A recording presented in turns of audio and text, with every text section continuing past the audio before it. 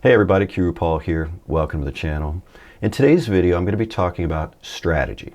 What I think the best strategy is, the most effective strategy to learn Spanish. Now, there are a lot of schools of thought out there. Some folks just stick to the apps like Duolingo. I know Comprehensible Input is very popular right now, like Dreaming Spanish, ALG. If you don't know what that is, basically what you're doing is you're delaying speaking and you're just listening to the language. You're not focusing on grammar, anything else. You're just, taking it all in, learning like you learned as a baby. I don't know whether to start this like talking about those strategies or what I think's best. Let me just address those two things. Let's start with comprehensible input. I think 100% you need comprehensible input to learn Spanish, but it is only one component, one tool, one part of the strategy. It's not a standalone strategy. Now lately I've been on YouTube watching videos from people who've been like, hey, I'm on my 800 hours of, say, Dreaming Spanish, 1,200 hours of Dreaming Spanish or ALG, taking it all in, and I'm not super impressed with the results. That's a lot of time to spend doing something. And most of them are like, hey, I'm understanding a lot. Well, I don't hear them saying a lot. And the point of learning a language is to be able to communicate. And apparently that comes at some point. But if you're relying solely on that strategy, that's a long journey. Personally, I've never thought that was an effective way to learn a language. You see, once I learned Spanish, and I'm going to talk about the strategy, how I did that. It's coming up, don't worry. But once I learned Spanish, I would go and translate routinely at people's homes. People who had been in the United States for years, decades in some cases, and could not speak English. Do you think they've had more than 1,200 hours of comprehensible input? Of course. Never picked up the language. On the flip side, when I retired from being a deputy, I moved to Mexico with my wife, and we met a lot of other Americans and some Canadians, that moved down there and retire. Many of whom have been down there for years, decades in some cases, cannot speak Spanish. Have they, had comprehensible input? Yes, all the time. I just don't think that's enough. Now, as far as those apps like Duolingo and things, geez, what can I say about those? They're a great introduction to Spanish. They're fun. They'll introduce you to some things. You're just not going to learn Spanish if you just solely rely on Duolingo. I'm just going to say it.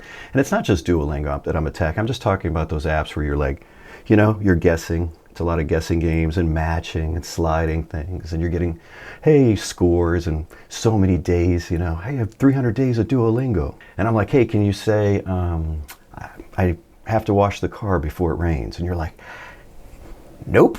What actually I think works, because it worked for me, is a strategy that consists of 3 components. I'll start with that. 3 components. One of them is to focus on deliberate learning. That's where you're going to learn vocabulary. That's where you're going to learn grammar. That's where you're going to learn patterns in the language. And patterns is the fastest way. Because if I just say vocabulary and grammar, you can get lost. Okay, there is a logical way to learn Spanish through these patterns. I'm going to talk more about it when I get to that component.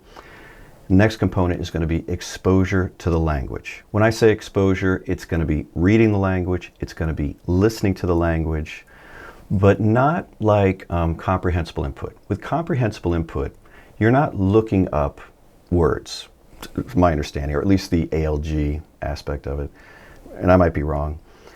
It's you just trying to understand from context. That's not what you're going to be doing here. You're going to be exposing yourself to the language, and yes, you're going to be looking up words, and yes, you're going to be building your word list, because I want you to understand. And it's not going to be easy at first, but it's going to get easier as you push yourself. You're pushing yourself through the exposure. And our last element is going to be having conversations, practicing conversations. So those are our 3 components. So let's say you're an absolute beginner in Spanish. What percentage of time are you going to be spending on these? Okay, and then I'll talk more about them. Let's start our first one, right? Our patterns. That's what we'll call that one, patterns. Okay, deliberate learning. 50% of your time should be deliberate learning, focusing on patterns, grammar, vocabulary, etc. 50%. And I know this goes against the whole Dreaming Spanish comprehensible input thing where you're just absorbing, but this is a much, much faster way to learn the Spanish language as an English speaker. You see, you already have a language, right? You're bringing something to the table, and you have logic, right? So no matter what new language I show you, you're going to compare it to English. And fortunately, there's a lot of similarities between English and Spanish, which is going to make it easier. And the things that are different, the key there is to just learn them as a little mini pattern, so you don't have to overthink it, and you can just plug it in to your sentence. Now, I don't want this whole video to turn into a bunch of examples about what patterns are.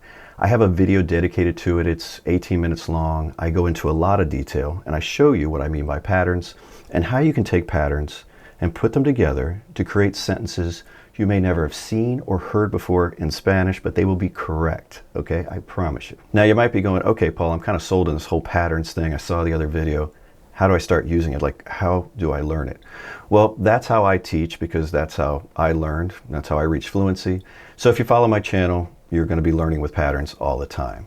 If you want something more structured, if you pop over to the playlist, you're going to find the Spanish Master Course. Just watch lessons 1 and 2, and you're going to be making sentences in Spanish from your English, following patterns that you may never have seen or heard before in your life, but that fast you'll be creating sentences. So you'll find the first 5 lessons of that course on the main channel. If you want to take the whole course, I have a private learning group called the Qroo Spanish Crew. The entire course is over there. I think there's 66 lessons. There's an intermediate course over there. There's a ton of other exclusive content, downloads, live events, a forum to ask questions, just a lot going on over there.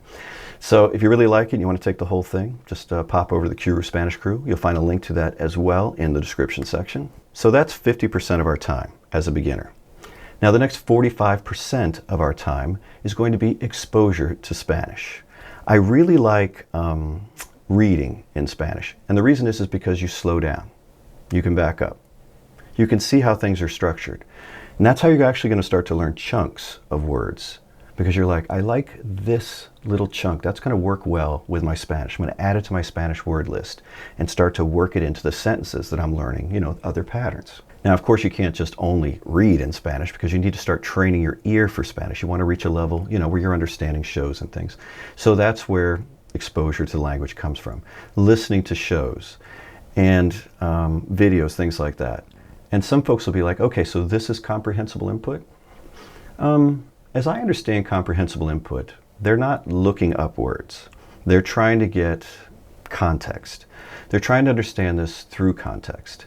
And I think that's too slow.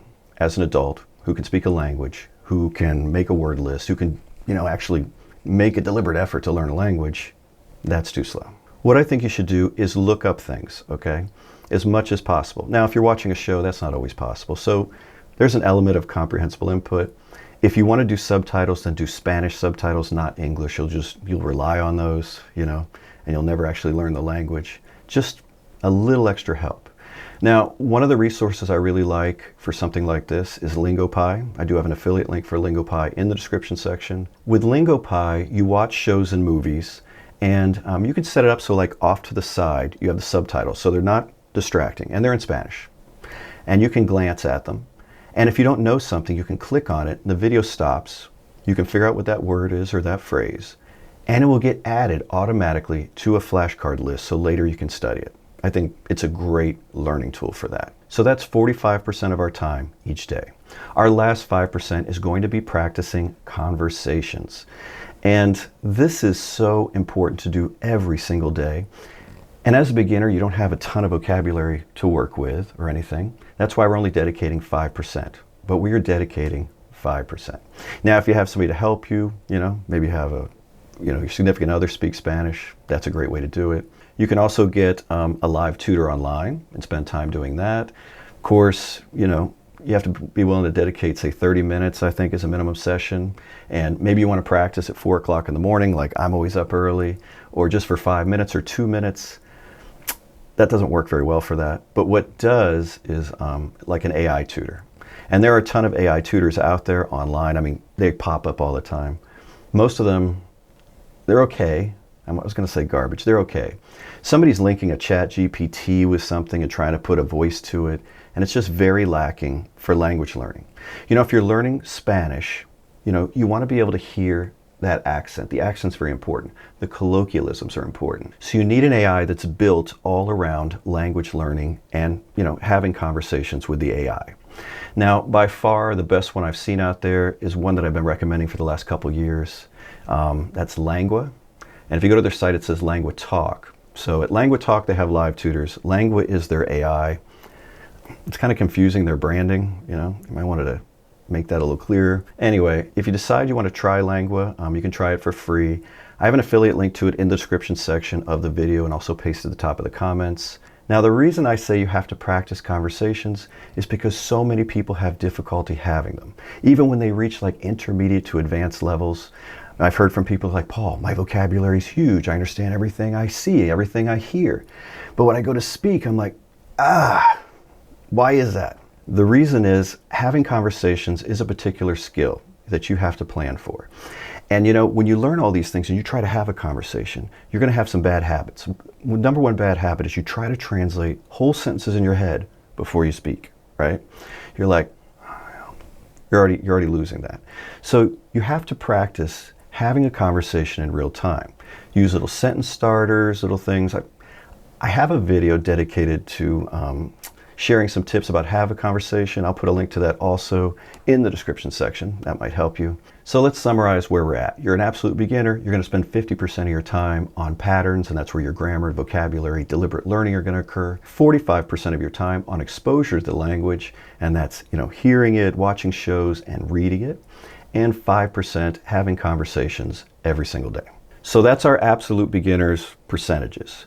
As you become more advanced in Spanish and you move up through intermediate, these percentages change. You're going to be spending less time on patterns and grammar and deliberate learning. That's going to get smaller and smaller as you get more advanced. The exposure element is going to get bigger, and also the conversation aspect is going to get bigger. So that is the strategy that worked for me. It helped me reach fluency quite quickly. Within 2 years, I was already translating on really complex investigations at work, and my translations were standing up, you know, to the scrutiny of defense attorneys and judges, which is, it's saying something. If I couldn't speak Spanish, that wouldn't be happening, all right? Well, that's the end of the video. I hope you enjoyed it. If you did, just do me a favor and give it a thumbs up. And until next time, hasta luego.